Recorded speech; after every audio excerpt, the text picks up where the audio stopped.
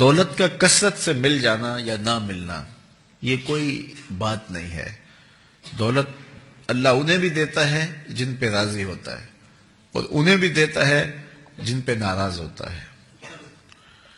قارون کو دولت دی، فرعون کو دولت دی، بادشاہت بھی دی، حامان ہے، شداد ہے، شدید ہے، کتنے کتنے دولت مند اور تخت و تاج کے مالک گزرے.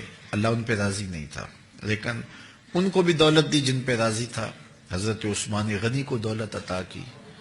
حضرت عبد الرحمن ابن عوف رضی اللہ تعالیٰ عنہ کو صحابہ میں سب سے زیادہ دولت مند حضرت عبد الرحمن ابن عوف تھے، ان کو بھی دولت عطا کی. اور بھی لوگوں کو، حضرت سلیمان کو پیغمبری بھی دی، دولت بھی دی، بادشاہت بھی دی. تو دولت وہ اسے بھی دیتا ہے جس پہ راضی ہوتا ہے، اور دولت اسے بھی دیتا ہے جس سے راضی نہیں بھی ہوتا. لیکن فقاہت فی الدین، دین کی سمجھ صرف اسے دیتا ہے جس پہ راضی ہوتا ہے. تو جس کو دین کا فہم دے دیا گیا، دین کی سمجھ دے دی گئی، اللہ تعالیٰ اس پہ راضی ہے. جس کی بھلائی چاہتا ہے، جس کی بہتری چاہتا ہے، اس کو اللہ تعالیٰ جل شانہ دولت دین دے دیتا ہے اور دین کی سمجھ عطا کر دیتا ہے. حضور علیہ الصلوۃ والسلام کا ایک اور فرمان سن لیجئے. جو ایسے راستے پہ چلا جس میں وہ علم کی تلاش کرتا تھا، جو علم طلب کرنے کے لیے کسی راہ کا مسافر ہوا، سہل اللہ لہ بہ طریقا الی الجنہ، تو وہ جنت کے راستے پہ چلا. جتنے قدم اٹھاتا ہے وہ جنت کی طرف قریب ہوتا چلا جاتا ہے. تو راہ علم کے سفر میں اللہ نے اتنی برکتیں رکھی ہیں.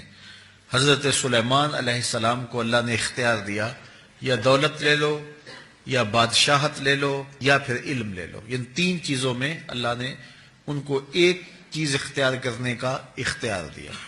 یا دولت لے لو، یا بادشاہت لے لو، یا علم لے لو. انہوں نے کہا مالک مجھے علم دے دے.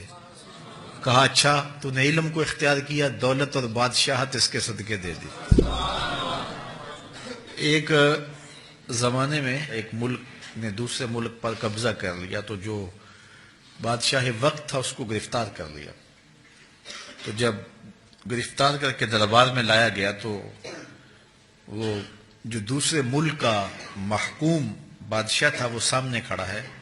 تو اس نے اس کو کہا کہ میں بھی چونکہ بادشاہ ہوں اور تم بھی اس سلطنت کے شہنشاہ رہے ہو، تو میں تمہیں قتل نہیں کرتا، تمہیں معاف کرتا ہوں. اور اب اس ملک میں تمہیں کوئی عہدہ دینا چاہتا ہوں. اب تم بتاؤ تم کون سا عہدہ قبول کرو گے.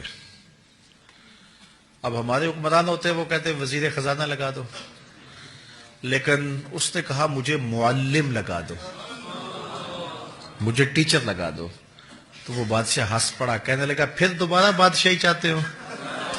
تو یہ بادشاہی ہے، یہ شہنشاہی ہے. تو جو راہ علم پہ چلا وہ جنت کے راستے پہ چلا، اللہ اس کے لیے جنت کی راہیں بھی آسان کر دیتا ہے اور دنیا پہ بھی اللہ تعالیٰ اس کو عزتوں سے نوازتا ہے. تعلیم و تعلم کا جہان حقیقی جہان ہے.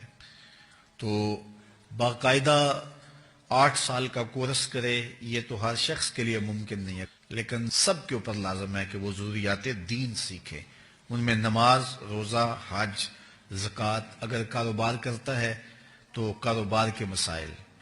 اسی طرح جو ہے وہ کفر، اسلام، بنیادی عقائد، یہ وہ چیزیں ہیں جو ہر ایک شخص کے اوپر جو ہے وہ سیکھنی واجب ہیں اور ضروری ہیں. تو ان کو سیکھنے کے لیے علمی حلقوں میں جانا، بیٹھنا، علماء کی صحبت میں بیٹھنا، یہ اپنے اوپر لازم